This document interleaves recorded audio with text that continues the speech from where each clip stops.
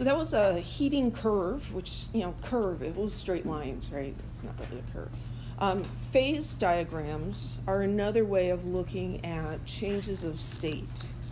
So the phase diagram maps the state or phase of a substance as a function of pressure and temperature. So we put pressure on the y-axis and temperature on the x-axis. And we have lines that divide the different phases. So there's a line that represents vaporization, transition from liquid to gas. There's one that represents melting or fusion from solid to liquid. And there's also one that represents sublimation, going from a solid directly to a gas.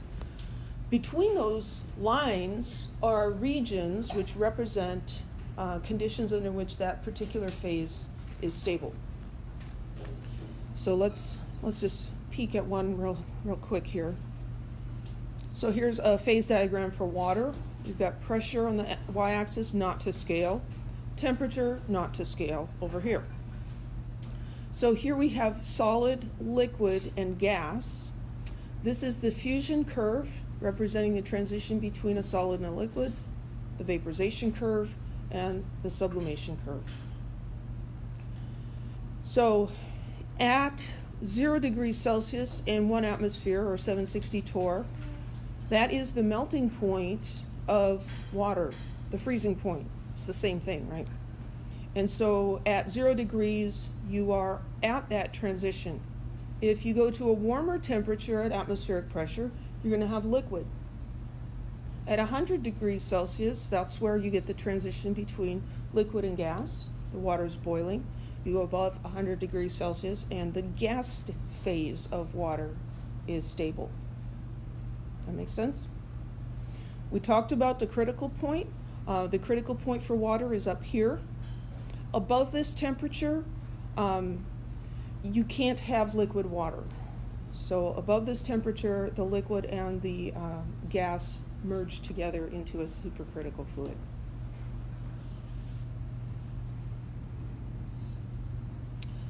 The triple point is a really freaky kind of a thing. The triple point is where all three states are stable and at equilibrium. So the triple point for water is right here. That's where those three curves intersect. At this pressure and this temperature, you'll have solid, liquid, and gas all present together. Right? Yeah, that's really kind of hard to imagine, so I've got a video for that.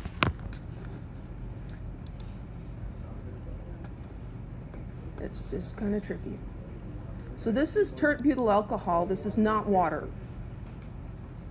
Got a vacuum set up here. There's no sound on this video. So they're pulling a vacuum on this flask. So the pressure's going down, there it starts to boil. Keep reducing the pressure.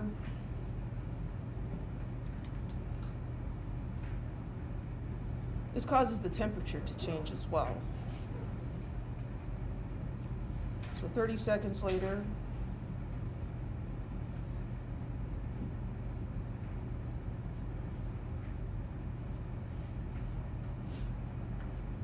two minutes later. It's nice of them to not make us watch that whole thing. You see what's happening over here? The alcohol's freezing. And it's boiling. Isn't that trippy? It's a triple point. Solid, liquid, and gas in equilibrium at the same time. The triple point.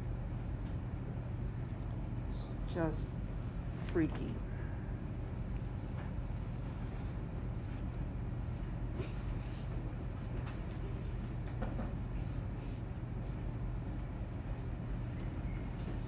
Anybody have any questions?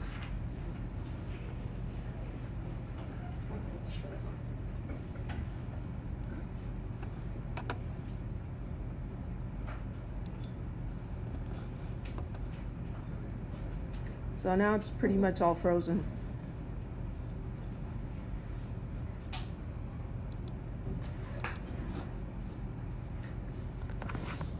So how can that happen, right?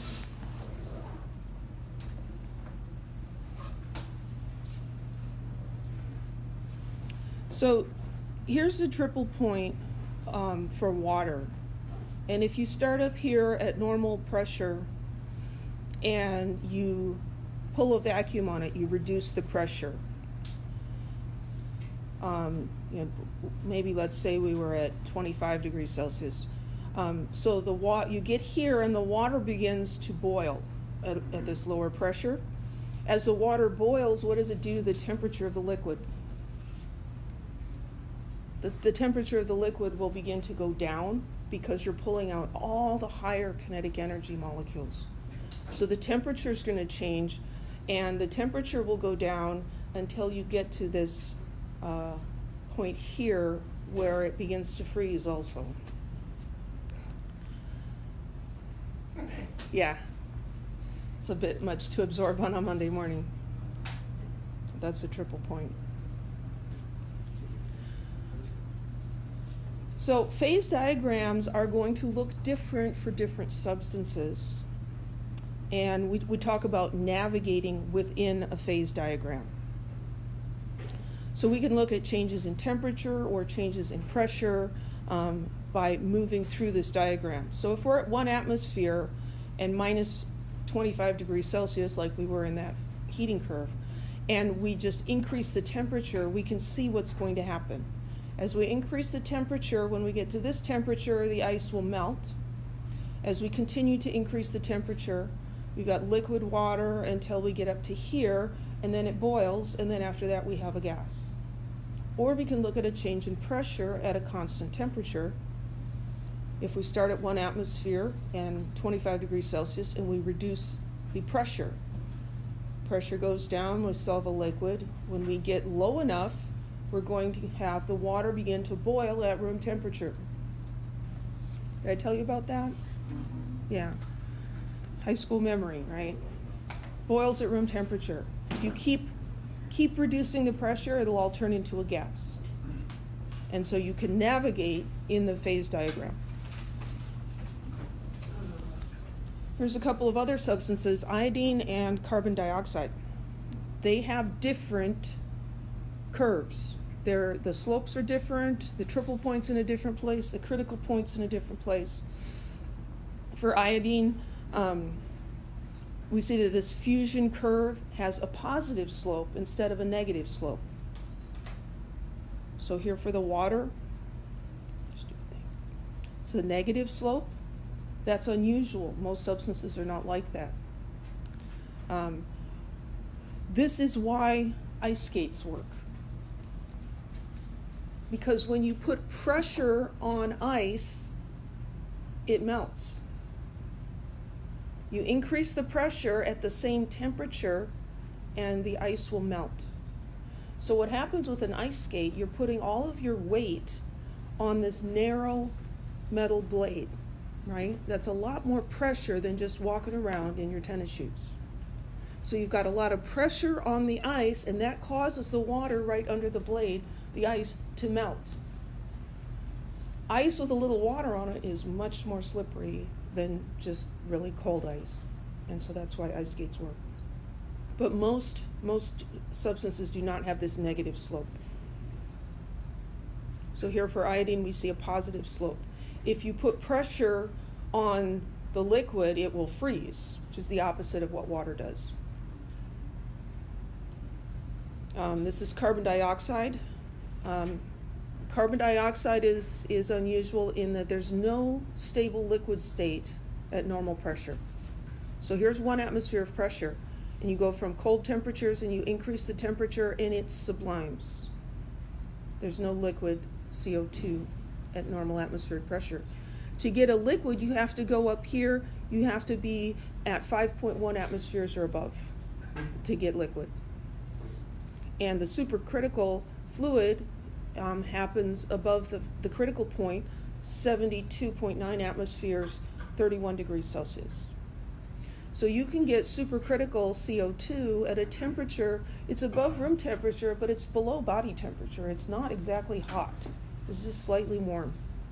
And so that's why it's useful for removing caffeine from coffee beans. Anybody have any questions?